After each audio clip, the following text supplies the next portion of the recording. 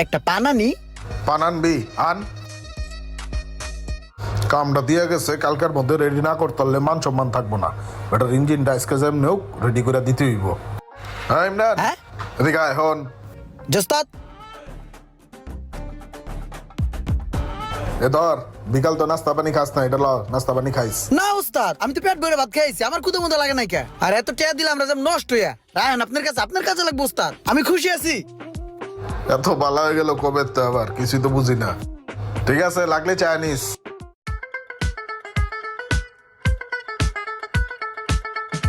উস্তাদ আসসালামু আলাইকুম। ওয়ালাইকুম আসসালাম। দোকান কটার সময় খুলছস?